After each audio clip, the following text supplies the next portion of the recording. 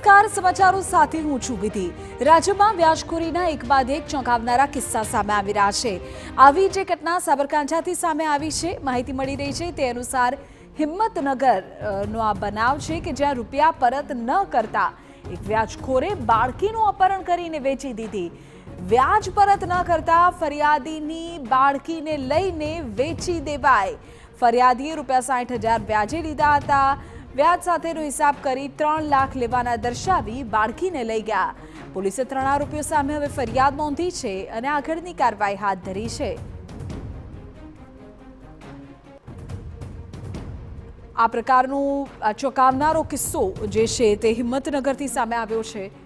અમારા સંવાદદાતા અવનીશ ગોસ્વામી વધુ વિગતો આપી રહ્યા છે। અવનીશ, આખી ઘટના શું છે, શું કાર્યવાહી હવે પોલીસ કરી રહી છે?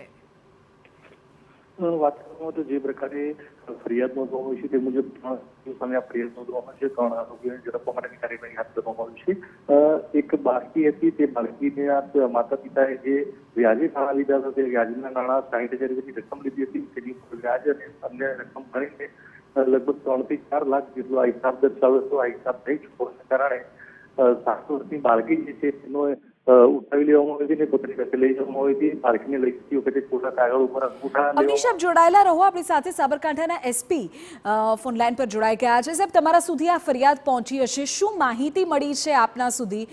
આખી ઘટના શું બની છે?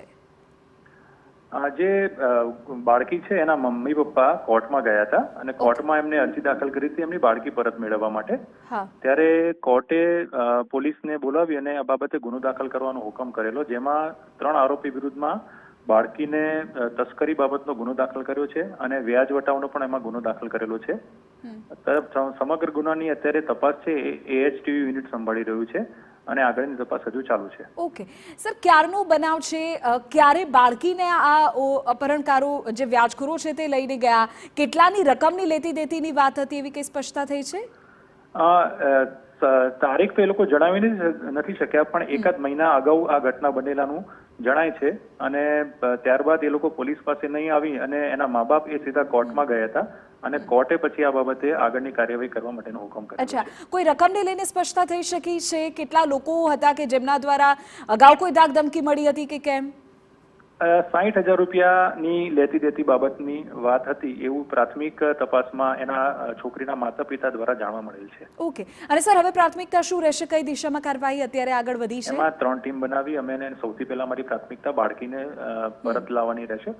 બાકી જેટલા આરોપી એમાં સંડોવાયેલા છે એના વિરુદ્ધ પણ કાયદેસરની કાર્યવાહી કરવામાં આવશે। ઓકે, આભાર સર મારી સાથે જોડાવા બદલ। વિજય પટેલ, સાબરકાંઠા એસપી, કે જેઓ કહી રહ્યા છે કે 3 ટીમ અત્યારે બનાવવામાં આવી છે, જેઓ સૌથી પહેલા બાળકીને પરત લાવવાની કાર્યવાહી કરશે અને ત્યારબાદ વ્યાજખોરોની સામે આગામી એક્શન્સ જે છે તે લેવામાં આવશે। જેમની બાળકીને આ વ્યાજખોરો ઉઠાવીને ગયા છે તે લોકો સૌથી પહેલા કોર્ટમાં ગયા હતા અને ત્યારબાદ કોર્ટના હુકમ બાદ પોલીસે આ મામલે કાર્યવાહી શરૂ કરી હતી।